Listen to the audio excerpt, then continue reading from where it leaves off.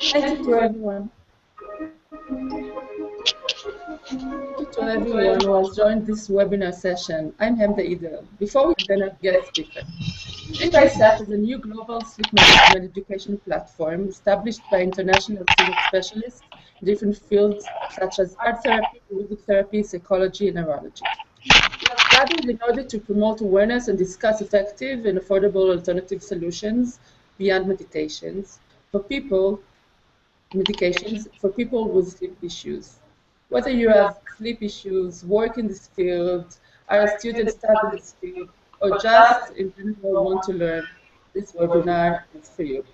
Today we have the pleasure to have Dr. Hannah Kusid as a moderator. She will discuss with Maurya Siedler about are you happy enough to sleep? Hannah, thank you very much. Good day. Thanks for joining us, Maurya. I'm happy to have this conversation. Yeah, okay. So I understand from our Sleep ASAP team that you have been that you dealt with a very long-term chronic sleep challenge and I'm going to ask you to share about that with me. And what we're really interested in is what your victory story is. Okay. What your success story is. So wherever you want to begin, and I'll jump in with my questions as I do. Okay. Well, I'll just start from the beginning. I think when my insomnia started, it was when my daughter was born. She had severe reflux, and so she used to throw up a lot. And I was always worried at nighttime that she would throw up in her crib and choke. So I slept very lightly. I just kind of always slept with one ear open, and I would wake up periodically in the night to go check on her. And then it just kind of became habitual where I just was waking up at night all the time. I never had a problem really falling asleep too much, but I always woke up repeatedly during the night. And even long after she was sleeping great, it lasted for me, and it actually lasted for 20 years. I had chronic insomnia for 20 years. Wow. Well, Yeah. I'm going to jump in. I know you're just getting started, but when chronic insomnia for 20 years, what does that mean? What does that look like for you? What was that? It was horrible. It was miserable. I was exhausted all the day. I felt like, I couldn't do anything in my life other than just kind of get by because I didn't have the energy to be engaged or to function past, your basic functions. And psychologically, it was hard because, when you're tired all the time, you're miserable. And I slept a few hours every night. That's about as much sleep as I would get for 20 years. Like a few hours was like what? 4 hours. Yeah. And did you realize at the time, when it started with your daughter and it was continuing, were you cognizant at that point, like, I have a ongoing sleep problem, or was it just all mixed in with postpartum, or what did you think at the time? I probably didn't really try to do much about it for a couple of years, but I repeatedly went to the doctor. Of course, that's the first thing you do when you have a physical, I wouldn't even call it a physical problem now, but, when you have a problem like that, a lot of people, the first thing they do is go to the doctor, so that's what I did. Of course, the doctor wanted to put me on sleeping pills, which I refused. I didn't want to go on them at the beginning. And so I searched for solution after solution after solution, and I tried everything. I bought a new bed, I bought new pillows, I tried melatonin, I tried every supplement out there, I tried hypnotherapy, I tried acupuncture, I tried seasonal effectiveness disorder, light therapy, noise machines, relaxation techniques, you name it, I did it all. I tried everything. And I do have another question. One of the first things that comes to my mind, even at the beginning of your story, is partly because of my experience in working with, as a birth doula and working with new moms, is, of course, there's a massive hormonal shift, and that's an additional factor.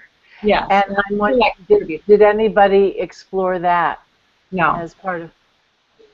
that was never mentioned to me, or I felt like that probably contributed to it, but because it was so ongoing after that, I mean, obviously that might have triggered it, but it didn't maintain it. Yeah. So, You know, whenever I talk to somebody who's had a long-term and ongoing chronic sleep problem, and they say, "I've tried everything," mhm. and I'm bringing this out not to find a flaw or fault in any way with what you're saying, but there's that experience. What I hear is the experience is you tried many, many, many things that were Right. unsuccessful, because there's always that what is the one thing or a different approach or not going to the experts. But even in this, and I'm bringing it out in case there's somebody in the listening audience who I'm going through some major hormonal shift, and that might be an important factor for somebody. And So. yeah, and another point is, like you say, as I say, I tried everything. Well, obviously, I didn't try everything because I finally ended up with something that did work for me. And for somebody else, hypnotherapy might work, or meditation might work, or I mean, there's things that work for different people. I'm so glad you brought that up, because it is really, really individualized. And I also, here I'm jumping in again with my That's next. okay. When you went through the list of things you tried, and I'm curious, and again, so that listeners can get a sense, did you like when you tried acupuncture? Was it 3 sessions? I'm not feeling anything, or were you at it for 26 sessions and got no success? I think I did it for about 6 months, and I got relief out of it, temporary relief, where it made me really, really relaxed, and I would come home from the sessions and just like fall asleep on the couch, take a nap, because I was just so relaxed. But it wasn't something that helped me long term, like sleeping at nighttime and habitually being able to sleep every night. Some of the things helped temporarily or a little bit, but these things didn't help, long. Change the whole situation. But that's still an important point to bring out, because there's maybe somebody who says, I'll take the temporary relief while I'm trying to figure out what's right for me. Yeah. Definitely, that's a valid point. Another thing I did try, which I didn't mention, was cognitive behavioral therapy, which helped more than anything else, but still didn't do it for me as far as being long-term or being really, I don't know, kind of a total fix for me. Right, right. And I didn't hear in the mix, and I'm just curious because it's one of the things that I investigate when I'm working with people early on. What did you have any ongoing or routine with physical activity, running, the gym, yoga, anything like that? Yeah, continually. I'm a very active person, and I work out, 4 to 5 times a week. So, and I always have been. So I've always done physical activity. I always eat right. I'm pretty healthy. I'm a very healthy person. Otherwise, it's just, the sleep. The one thing I didn't mention that I tried, and this kind of continues my story, is that, so I tried all these things, and none of these things worked. After years and years of my doctor trying to get me to take sleeping pills and SSRIs, which are antidepressants, yeah, I finally gave in, and I said, okay, I'll try the SSRI. So I tried that first, because she was telling me that I needed to up the serotonin levels in my brain, just to kind of get the receptors filled up or whatever. So I tried the SSRIs, and they kind of helped for a few months, maybe 3-4 months, and then it kind of leveled off. But for some reason, I kept on them. I didn't feel depressed, but I felt like, well, it might be helping, so I'll keep taking them. And then she gave me sleeping pills, and I would just take them here and there when I really needed to get a night's sleep. So I started taking them here and there, and gradually, that here and there became, a little bit more often and more often, until I found I was taking them every single night, and I couldn't sleep without them. And that was a mistake, because it was really hard to get off of the SSRIs and the sleeping pills. Yeah. Those two things I wish I had never done, because I think that really prolonged my sleep issues for many years.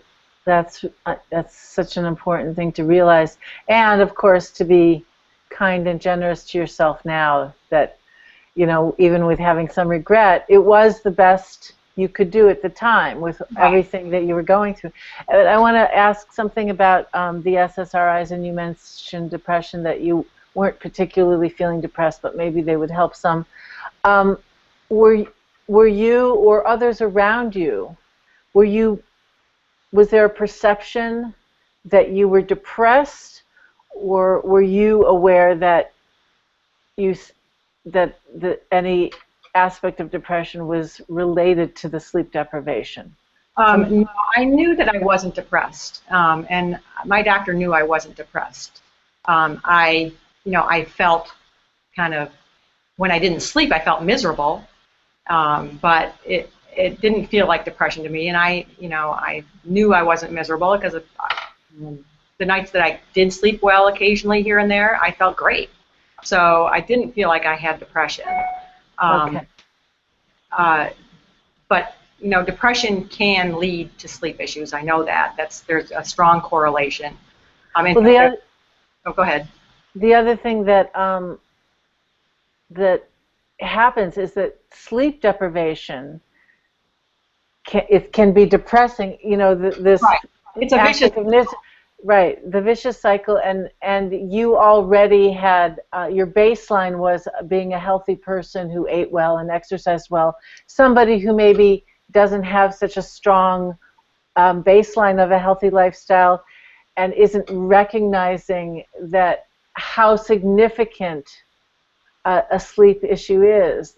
I mean, some of those people might not necessarily even, who need it, aren't even tuning into this webinar because they may register for themselves, or people around them may be responding to them as that they're a depressed person, dragging through the day, not being able to get much done. But there's sometimes a disconnect between, just even addressing the sleep issue when it's misunderstood as primarily depression. So I'm glad that didn't happen for you. Yeah, that's great, yeah. And there is a correlation. I mean, they've done studies and found that people that have a more positive outlook on life sleep better, and if there's not a lot of emotional ups and downs and turmoil during the day, that sleep is enhanced at night. When you're sleep deprived, it's kind of hard to get there because you're feeling miserable and you're very emotional because you're so tired. So it is a vicious cycle that needs, you need to break out of that. And there are a couple ways to do that. So continue with your journey. You're sharing your journey with us. So, okay, the sense that you were now at the point where you were on both medications daily, pretty much. Right. And then after a few years of that, I started having memory lapses. And I knew I had to get off the sleeping pills. I knew that was what was causing it, and my doctor said, yes, you need to stop the sleeping pills. So then my journey started to try to get off all the medications I was on. My doctor at that point sent me to a cognitive behavioral therapist, I didn't really do total sleep restriction. I don't know, I'm sure you're familiar with what that is. But go ahead, if you wanted to. I am, but do you want to summarize it in brief for listeners who may not know? One of the things that they have you do in cognitive behavioral therapy is they try to restrict the amount of hours that you spend in bed, so that you're only in bed for as long as you're sleeping. So if I'm only sleeping 3 hours a night, I would only be able to spend 3 to 3.5 hours in bed until I'm sleeping pretty much that full time. They aim for 80% of that time. And then when you're sleeping 80% of that time, you can increase by 15-minute increments, for a week or so, and then another 15 minutes, and you gradually build up to, where you're comfortable sleeping, what you need. But it's really hard to do because when you're sleep deprived, you don't want to get out of bed after 3 hours or 4 hours. You're exhausted. You want to be in bed and sleeping. So you try to sleep. So it's really hard to adhere to. I didn't really do that part of the sleep of the cognitive behavioral therapy, but what my doctor worked on me most with, I think, was changing my thoughts about sleep and having more positive thoughts about sleep. And while it didn't totally help me overcome my insomnia, what it did for me was made me realize that my insomnia was all associated with what's in here. I've been searching for a solution out there for 20 years, and none of those things helped me or were final, permanent fixes, because the answer is in here. So tell me, we're going to go on with what's in there, what you discovered, but tell me what you mean, because how the experience was for you and different, and for the listeners to understand that the cognitive behavioral therapist tried to get you to, or helped you change your thoughts about sleep. So right. what do you mean? I mean, some people would be thinking, well, sleep.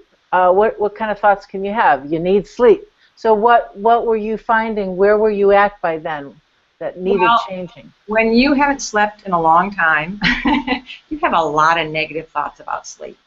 You're worried, oh, I might not be able to sleep tonight, or you're going over that you hadn't slept, in a week, or you haven't slept in a month, or you're thinking about how miserable you feel because you haven't slept, and it's negative thought after negative thought after negative thought. And cognitive behavioral therapy tries to get you to change those into more constructive, positive thoughts, which is a worthy goal. My problem with it is that thoughts are really hard to contain and they're really hard to change. And what I discovered on my own is that because all thoughts are attached to feelings, feelings are much easier to change, and it's a lot more effective to try to change your feelings, or not to try. For you it was. No, I think in general. I think if you can identify what those feelings are and where they're coming from, I think you can change them. I mean, it's really not that hard. So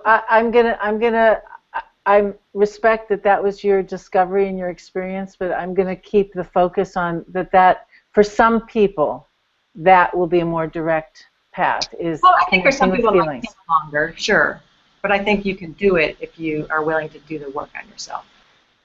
I'm just, from my experience, some people that will find their feelings through their thoughts, and for some people the emotional and somatic experience is more accessible. So there are differences, yeah. And you're opening up the possibility for people that aren't relating to their cognitions as the primary path to change, that here's another way. So that's important, because some people, there'll be other people who listen to you and say, well, my feelings, my feelings are I don't like this, or whatever. They won't necessarily be able to have that path. So some people, and you're opening up this door. So tell me more about that. What were you discovering? How did you find your feelings? How did you connect with your feelings as the path to making the change? About sleep.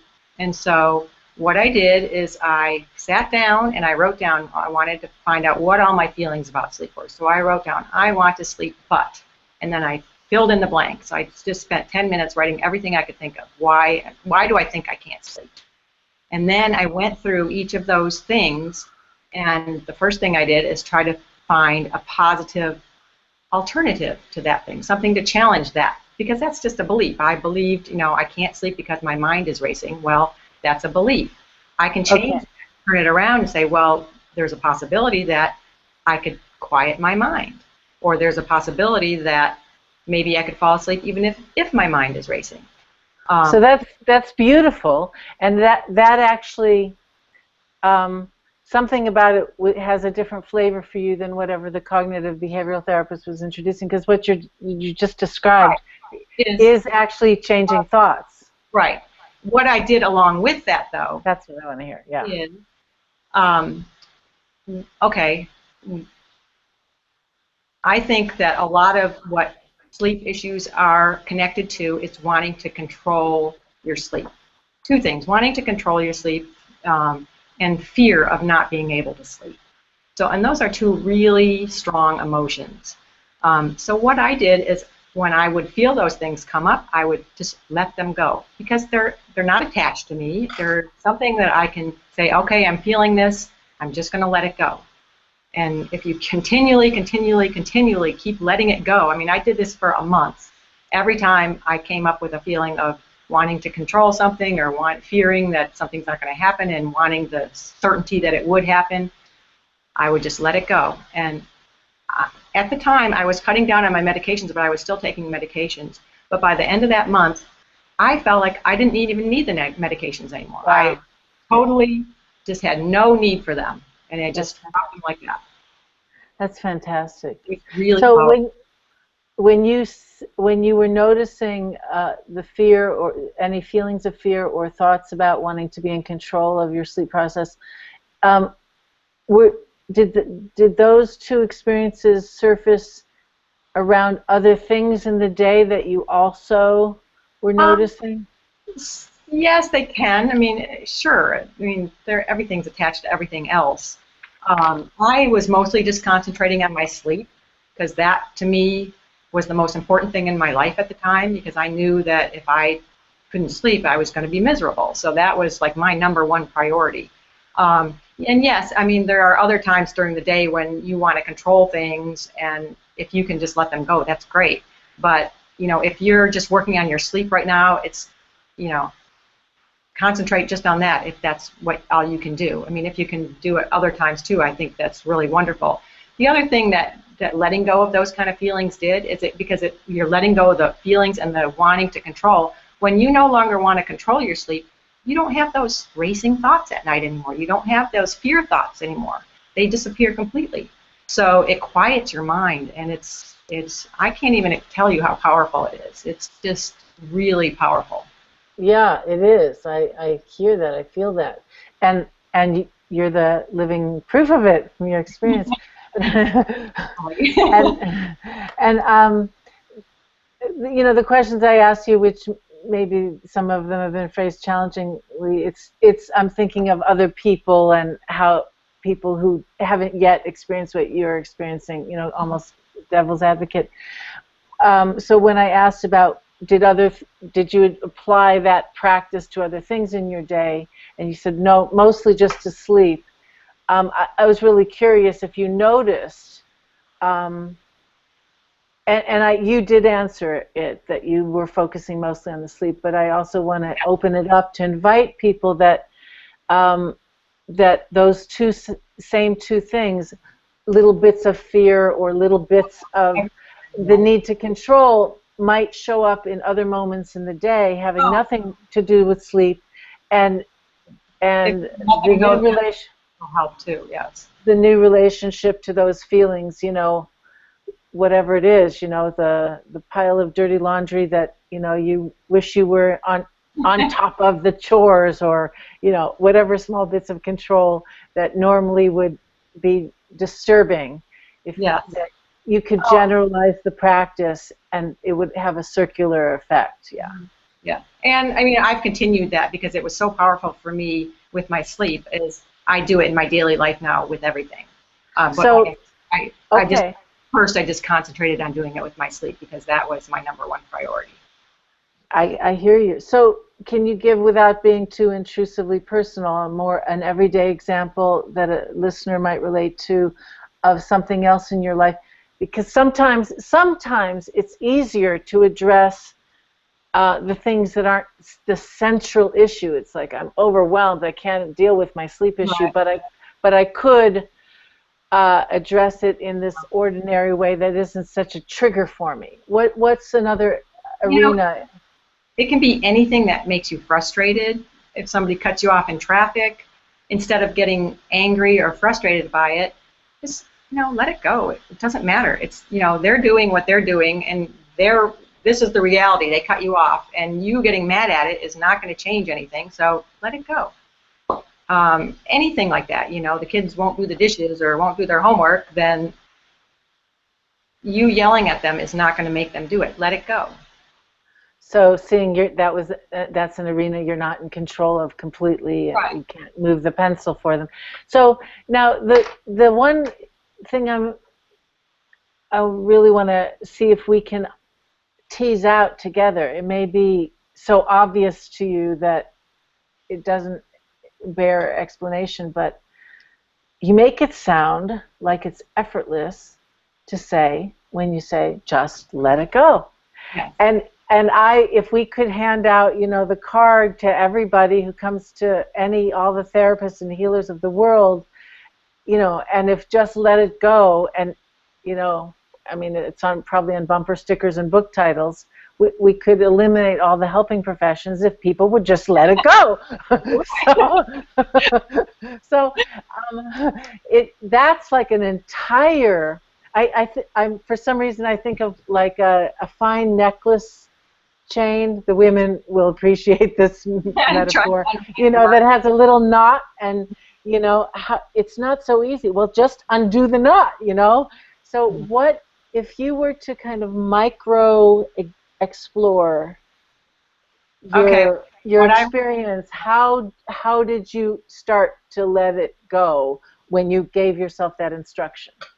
Well, the first thing is let yourself feel the feeling for a minute. Just let yourself really feel it. That's so important. I don't even want you to like race to the next step. It's really important. Because first, to feel the feeling. If you're not feeling it, you're probably suppressing it. And you don't want to suppress it because it's just going to come back later. So you have to feel the feeling. And then, when you let go, and it gets easier with practice, but... Yeah, I'm feeling the feeling. I want to like crash into that, jerk in front of me who just cut me off. Now what, So your heart, you feeling the feeling, and just let it go from your heart. You have to realize that it's not attached to you. A lot of the letting go comes when you realize and you're conscious of, okay, this feeling isn't real. It's just me wanting to control my sleep, or it's just me being afraid that I'm not going to sleep tomorrow. But that's in the future, and this is right now. So there's nothing I can do about it. I'm just going to let it go. So some of it is conscious, but some of it is just letting go from your heart. So we've teased out another piece, feeling the feelings, which in itself we could have another conversation because that's not so easy. But we may go back to that. You just have to let it. You just have to let yourself feel them. Because I had a tremendous amount of fear. When I was trying to get off the medications, when you try to get off those things, you have a lot of anxiety as a rebound effect. And so I was having a lot, 10 o'clock at night would come around and my heart would start racing and I would just be totally anxious because bedtime was coming. Okay. And so, I had to let myself just feel that way for a while. And, if you really let yourself dive into that feeling and feel it, you'll find that there's really not much in there and it just kind of dissipates anyway. So that's a beautiful specificity that helps, because it's such a habit, a new habit for you that it seems obvious, but somebody who's never done that. Right. So you said something. You said, first of all, you noticed a sensation, physical sensation, somatic, the heart racing. So you notice the physical sensations that register as an emotion, and that's a beginning of letting yourself feel a feeling to go get your melatonin supplements or even a positive distraction. Right. You sat there and you went the opposite. You dove into the feeling. Right. We'll understand it as turning the wheel, driving into the skid. Yes, exactly. If you hear. Right. It's not like palpitations of falling in love. It's interpreted as attention to it, and you paid extra attention to it. You dove into it, and you also gave another clue that it's not just a buzzword to say just let it go or just be in the now. This is what it means: is pay attention to the somatic experience you described. Stay with it. Stay with it. Stay in the now. The mind wants to go to the future. Stay in the now.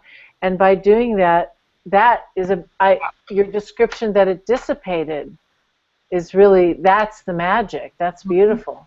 Yeah.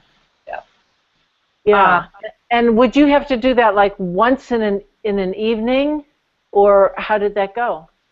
When I was in the process of recovering from my sleep issues, I would spend my lunch hours just kind of letting things come up. I wasn't doing the diving in part, but I was just letting my feelings come up and then just consciously letting them go out of my consciousness. I would spend my lunch hours. I'd go for a walk for half an hour and just do that for half an hour. I would do it on my drive time to and from work, and I did it probably. I may have done it like in the morning when I woke up or something like that. But I did it every day. Okay, And so not just when. as time as I could doing it because I wanted results and I wanted them fast.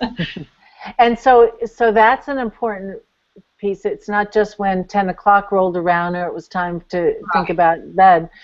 So at your lunch hour, were you focusing on like whatever the feelings were, like, wow, it's a beautiful sunshiny day and the birds are singing, or were you focused? Okay, what am I feeling about sleep now? What feeling is sleep bringing up? And then, you know, you'd either, well, I'm worried I'm not going to sleep tonight, so then I would let it go. Okay.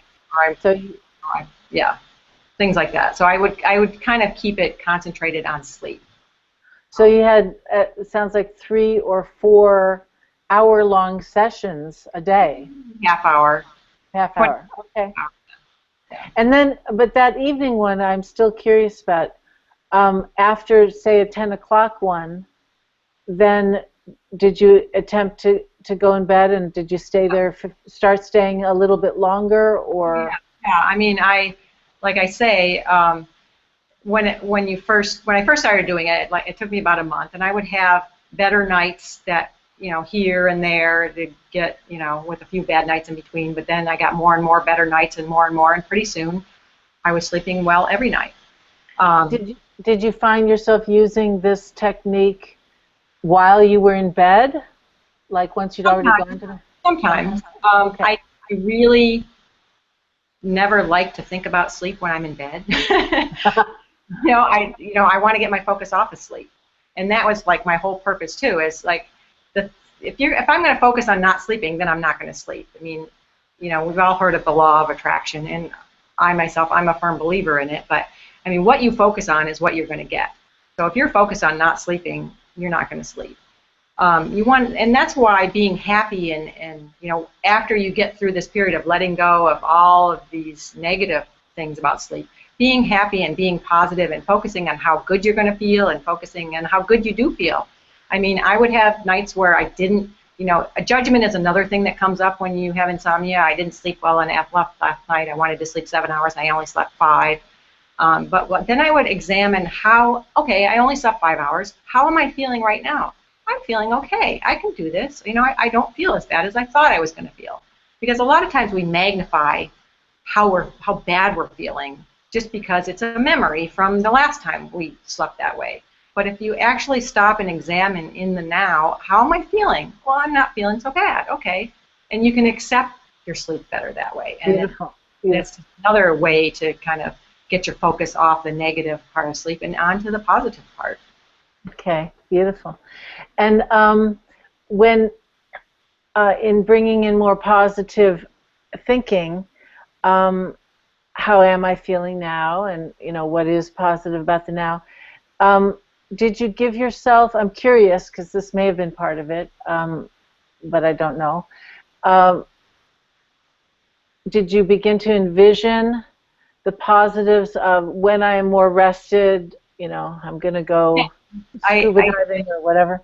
I actually visualized as I was thinking of because I did my, you know, reasons why I couldn't sleep, and then I took the positive challenge or the possibility where I was challenging, you know, the negative.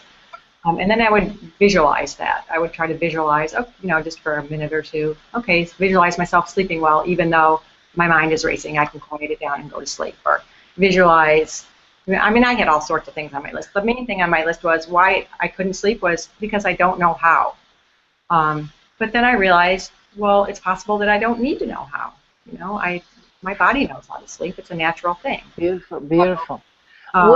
What I meant about positives were, in addition to visualizing that you're going to sleep, you know, I'll sleep well, maybe I'm reading into it. I was wondering if you were creating positive scenarios instead of like, oh, I'm miserable, I'm going to be miserable, I'm not going to sleep, but like visualizing, you know, tomorrow I will be radiantly shining and I'm going to enjoy going dancing, or whatever was for you, how your life would be different. Yeah, and I tried to conjure up those feelings because I think, again, to me, the feelings are the part, that's what's going to get you there, is having, conjuring up those positive, happy, engaged feelings where you're feeling vibrant and you're feeling fulfilled in life and good about life. And, the more of those kind of things you can conjure up, the more you're going to experience that in your life. So did you focus on conjuring just the feeling, or did you use, like, for example, and I'm trying to tease this out because I have a suspicion, but to make it more clear for listeners, are you, like, if I were rested, how would my life be different if I were feeling rested? I would go hiking with my girlfriend on the weekend, just as an example. It's something I couldn't do if I'm exhausted. Did you visualize, did you create a positive scenario? Yeah. No, I really did more about how I would feel. The basic essence of my feelings. Okay. Outside. Okay, beautiful. All right. So that worked for you, and some people might need a specific to evoke a feeling. I think some people it's easier to visualize than others. It's not really easy for me to visualize sometimes. Yeah, it sounds like you're very strongly a kinesthetic experiencer. Yeah. Yeah, beautiful. So, the interesting thing, I understand that all those different treatments did not work for you, and yet what you've described, and I don't know if, I think you saw from, looking at the previous videos or whatever, my background is as a licensed psychologist. I use some hypnotherapy, I use yoga nidra, I use visualization, I'm familiar with CBT, I bring that in, mindfulness-based stress reduction. And there's a reason I'm saying this. What you have described really well in the different steps, first feel the feelings, pay attention to them, dive in. I mean, I put those words on it, but that's what you were describing. Changing the thoughts about it, noticing when I'm in the future, be in the now. Noticing when I'm judging something and reassessing, is that valid, what's actually true. So you've actually described components of CBT, of mindfulness, mindfulness-based stress reduction, of what I would call self-hypnosis. And the reason all this is, and that's true, all of these things, none of these things are new either when we give it a name like CBT or mindfulness. These are all ancient tools, because this is how you put them together in a way that worked for you, and also it's possible. I just want, as a indication of hopefulness, that some of the tools, the ways of thinking about it, the ways of working, even when you mentioned the power of attraction, which wasn't a formal, therapy. It's not kind of in the mainstream, but it has to do with a way of thinking, a way of being in the world, and I think that's my point. Is that, the things that I was looking for externally, like sleeping pills and new beds and stuff like that, didn't help me. But the internal stuff, when I put it all together, I found a solution that really helped me. And there are different components to it, and some components might work for some people and others might work for others. And the other thing is that probably, like when I went through cognitive behavioral therapy, I just wasn't ready mentally. I wasn't ready psychologically to allow myself to sleep yet. And one of the ways that, and this is very telling, my cognitive behavioral therapist had me keep a sleep log, which is what they do so they can measure your sleep efficiency and find out if you're improving. And now that I look back at it, it's kind of embarrassing, but I think I actually used that sleep log to prove to him that I wasn't sleeping. Rather than using it as a tool to get better, I was using it as, see, I only sleep 3 hours a night. I wanted validation for that. And that's, I'm sorry. That's a valid need. That's a valid feeling, is for somebody to recognize you're suffering. But I didn't realize that until after I had gone through it, gone through the cognitive and stopped doing it, and kind of done this other thing with the feelings, and then I was really crazy. Not your. Actually, I'm going to say that that's not your responsibility or your fault that you didn't realize it, because you were sleep deprived. We could say, I won't go so far as to say crazy, but you're in an imbalanced state. And a therapist who was looking at that log, there's a I mentioned, I didn't say I'm a cognitive behavioral therapist. I am familiar with it. I use the principles. Many of these things have been so tightly compartmentalized, this method and this method, that somebody who's trained just in the one method only sees that. A more skilled therapist, whatever their tool, because CBT or mindfulness or art therapy, these are different tools. Whatever their tool, could have, ideally, put down their notebook and say, or whatever, their chart, their efficiency chart, and say, I see you're suffering, I hear that, I get it, and I'm noticing that you're using your logbook and you're talking to me to prove how little sleep you're getting, and I really see that. Yeah. Then you would have been on the same page, and you might have said, this therapist gets me, and you might, so I want to, not to necessarily, and this is for you and for other people who are listening, not to necessarily blame themselves, and not to necessarily have this perspective that this tool or that tool doesn't work. I do want to really say that it can depend on any form of therapy, and that includes your medical doctor. There's a dependent, it has the relationship with the person who's helping you makes a difference. Yes. And it also wasn't necessarily a waste of your time or money, because those tools, even if they were on the back shelf, when you had them, when you applied them all masterfully. Yeah. You I became. felt like I had to take from here and there and put together a puzzle for myself. But and I just saying this to other people that can't sleep is, it is possible to do that. It is possible to come. I mean, I had insomnia for 20 years. If I can come out of it, anybody can come out of it. So, I'm happy to report I've been sleeping really well for 3 years now. So. Yay. Yeah. And in addition to sleeping well, this perspective, all the skills and all the tools that you are now a master of, you have them to be able to apply to other situations in life too. You gave the everyday one of a traffic frustration, but there are bigger frustrations in life too. Things. And I think also, now that I'm, not sleep deprived, I feel so much more engaged in life, and I feel like I can do anything. If I can do that, I can do anything. And using these tools, I know I can do anything. So, I mean, it's just really empowering. That's beautiful. And one of the things that you're doing, I know, is being available is to help other people through their sleep challenges. Yeah, I don't really see anybody else go through what I went through. I do have a website. If people have questions and they wanted to contact me, they could. It's called thesleepformula.com. So, and that's going to be up on our page. So, it could happen, and I've kind of pointed it out a couple times. Somebody could say, "Oh, I went to this sleep. I went to Maurya's website, and I read all her stuff, and I had 2 sessions with her, and that stuff doesn't work. She said just get over, let it go or whatever."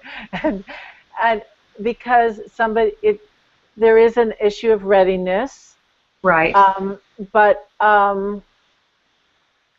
And in your case, it was like somebody needs to see my suffering. I need to be recognized for what I'm going through. Things too. I think there's a lot more involved with all your beliefs and your judgments and your fears and your wanting to control stuff. I mean, once you understand all that stuff, then it's easier to see the whole picture and see how you can let go, and that is not that hard to do.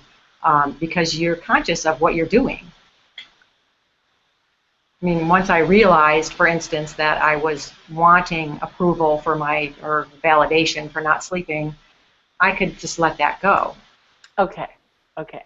And that is something that's true for you, that when you had more understanding, more self-awareness, as soon as you had some self-awareness, that's all that it took. That won't be true for everybody. No, but I think it's still, there are ways that they can work on it. And absolutely, yeah, absolutely, yeah.